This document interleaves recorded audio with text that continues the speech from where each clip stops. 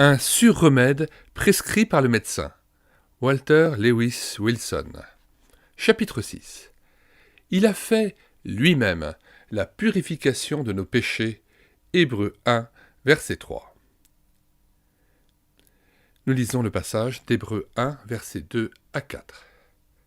Dans ces derniers temps, Dieu nous a parlé par le Fils, qu'il a établi héritier de toutes choses, par lequel il a aussi créé le monde, et qui, étant le reflet de sa gloire et l'empreinte de sa personne, et soutenant toutes choses par sa parole puissante, a fait lui-même la purification des péchés, et s'est assis à la droite de la majesté divine dans les lieux très hauts, devenant d'autant supérieur aux anges qu'il a hérité d'un nom plus excellent que le leur. Notre Seigneur, dans sa bonté pour nous, a parlé très simplement et sans détour, de sorte que nous ne pouvons pas nous méprendre sur ses paroles. Il a transmis ses pensées dans des expressions si simples que même un enfant peut se rendre compte du grand amour de son cœur. Dans ce passage de l'Épître aux Hébreux, il est dit que le Fils de Dieu s'est assis à la droite de la majesté d'en haut. Il s'est assis parce que son travail était terminé. Il ne restait plus rien à faire. Il s'est écrié sur la croix « Tout est accompli », et c'est pourquoi il s'est assis à la droite de Dieu pour voir les résultats de son grand travail au calvaire. L'œuvre du salut de l'âme est exclusivement entre les mains du Christ. Si votre âme doit être sauvée, c'est le Sauveur qui doit le faire. Dieu lui a confié le soin d'effacer les taches de péché, de faire disparaître la culpabilité, d'inscrire le nom du croyant dans le livre de vie et d'offrir le don de la vie éternelle à l'âme mourante. Il fait tout cela lui-même. Il y a un certain nombre de raisons pour lesquelles Christ seul peut purifier le cœur de tout péché. Considérons-en quelques-unes et croyons que nos âmes seront aidées à mesure que chaque lecteur appliquera la vérité à lui-même. C'est toujours l'application qui apporte la bénédiction. Lire la composition d'un pain ne satisfait pas l'appétit. Le pain doit être mangé. Voir la fontaine, bouillonnante d'eau claire et froide, ne satisfait pas la soif. Il faut boire l'eau pour ressentir le rafraîchissement. Il en va de même pour le Christ. Nous devons le prendre pour nous et appliquer la vérité de sa grande œuvre à nos propres âmes. Considérons donc et croyons que notre Seigneur a purifié lui-même nos péchés pour les raisons suivantes.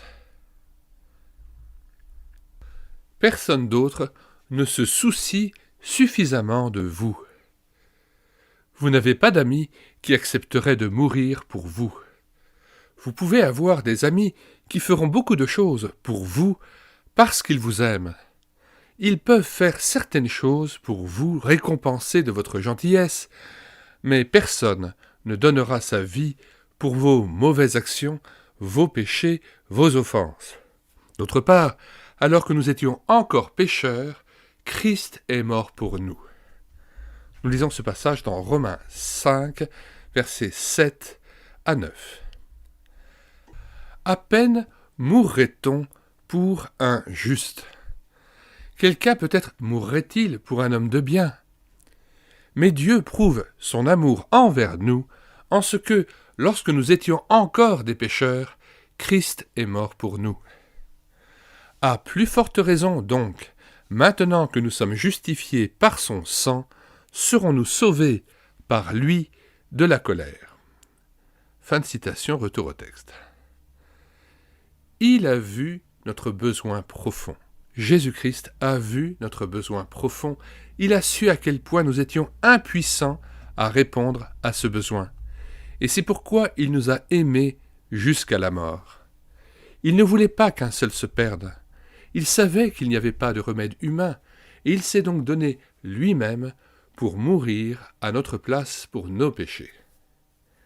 Combien nous devrions l'aimer pour cette merveilleuse grâce. combien nous devrions l'honorer pour sa sollicitude.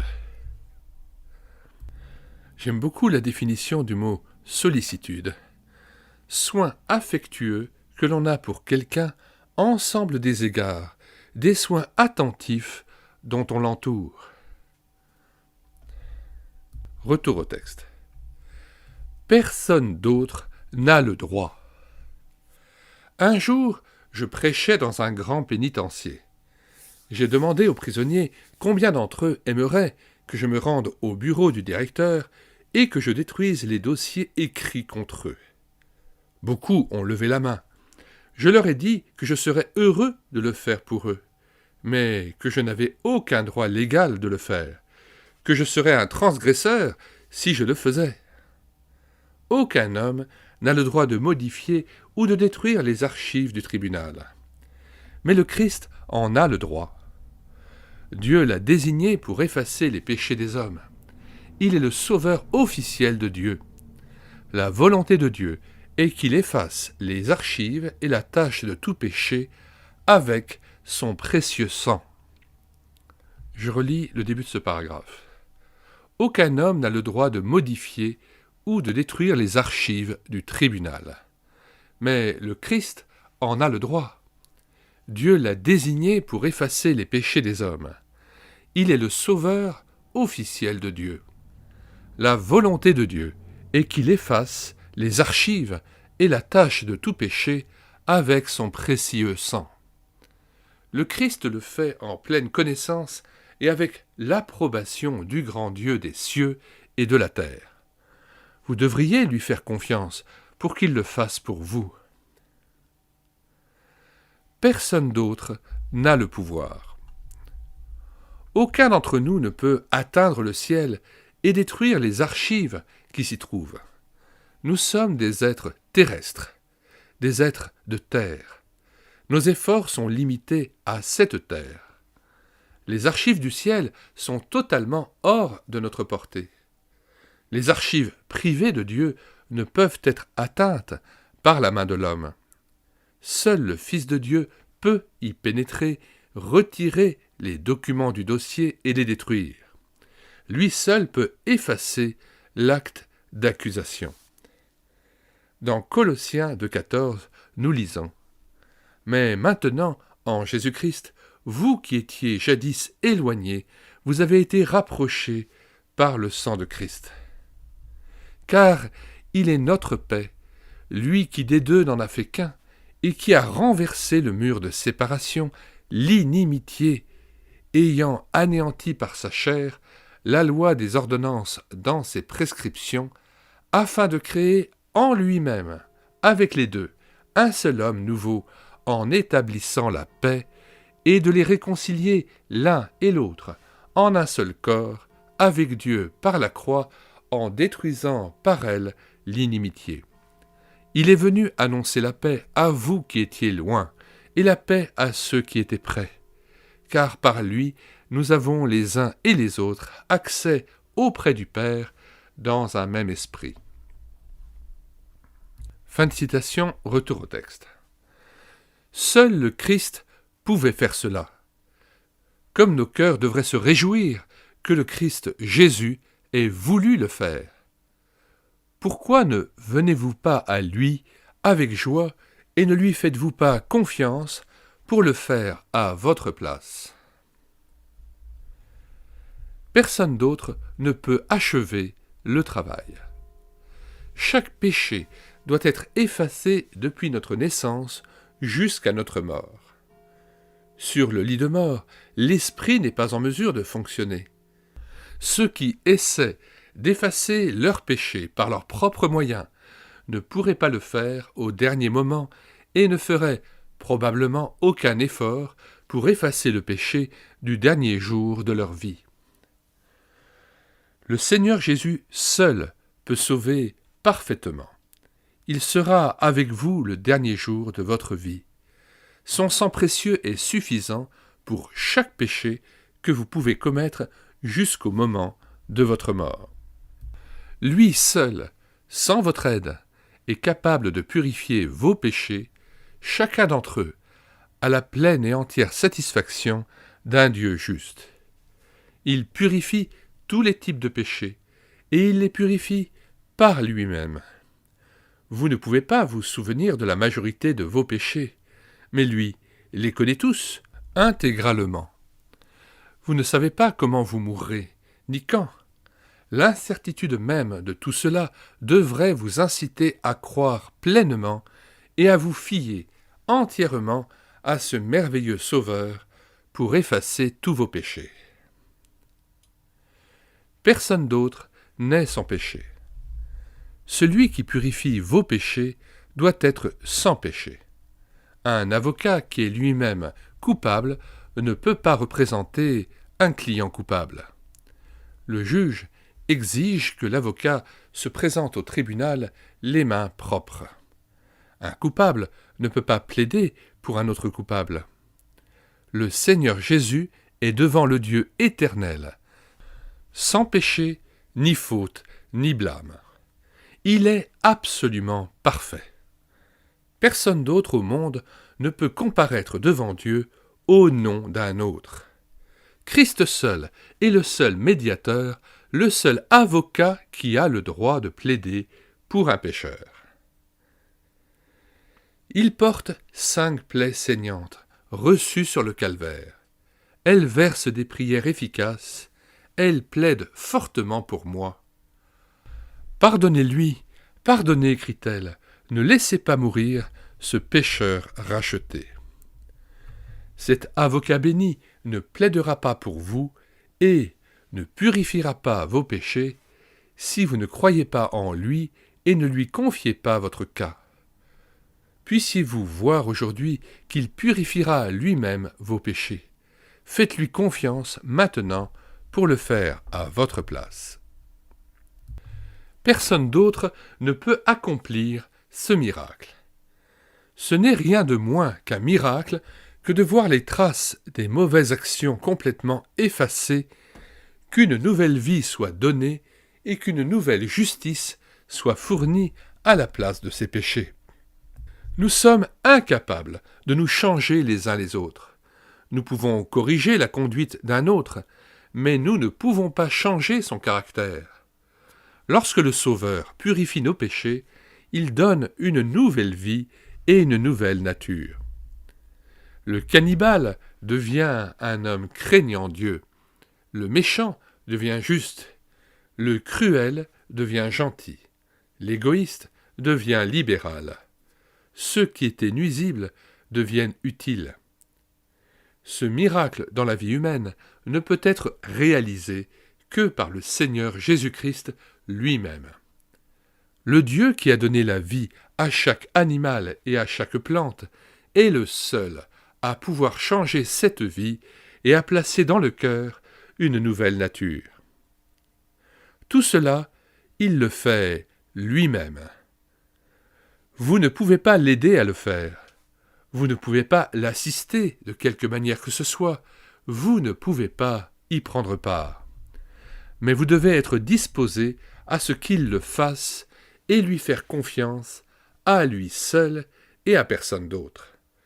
Vous devez vous en remettre à lui dès maintenant. Il fera tout cela pour vous. Nous n'avons aucun mal à pardonner certains péchés et à les oublier, mais nous avons du mal à pardonner d'autres péchés à nos amis.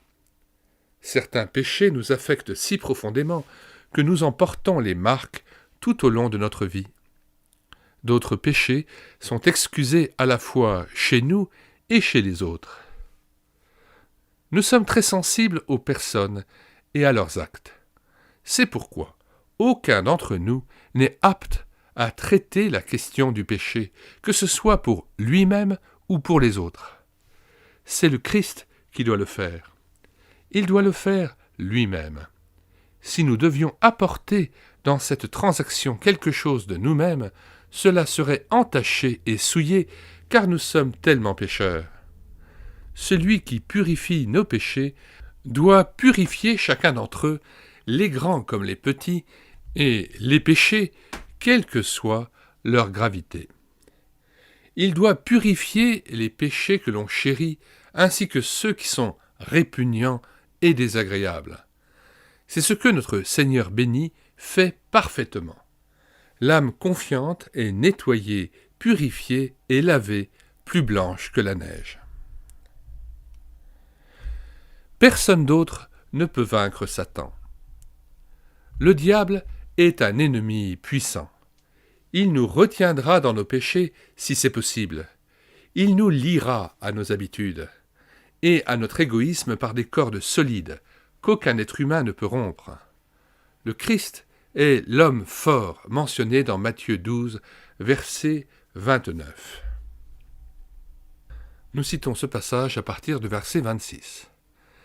Si Satan chasse Satan, il est divisé contre lui-même. Comment donc son royaume subsistera-t-il ? Et si moi, je chasse les démons par Belzébul, vos fils, par qui les chassent-ils ? C'est pourquoi ils seront eux-mêmes vos juges.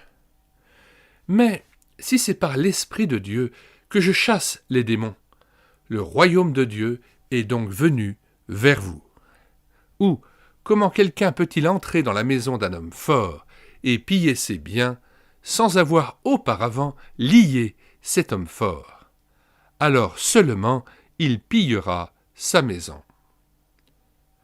Fin de citation, retour au texte. Seul le Christ peut vaincre Satan, l'homme fort, et délivrer ceux que Satan a liés et délivrer ce que Satan a enfermé dans sa forteresse du péché. Jésus-Christ lui-même purifie tout péché, enlève toute culpabilité et brise toute chaîne. Satan est en mesure de protéger sa propriété contre tous les plans humains de délivrance de ses captifs. Aucune philosophie humaine, aucune théosophie, aucun évangile social de savon, de soupe et de soleil, aucun programme éducatif, aucune forme ou cérémonie religieuse ne peut délivrer le pécheur de ses péchés. Seul le Christ est capable de le faire. Il le fait par lui-même, il l'accomplit lui-même. Personne d'autre ne peut accomplir une œuvre permanente. L'œuvre de purification de l'âme du péché doit être une œuvre permanente. Aucun changement de circonstances ni de conditions de vie ne doit l'affecter. Cette purification doit être efficace dans la jeunesse et la vieillesse et dans les périodes de stress et de détresse.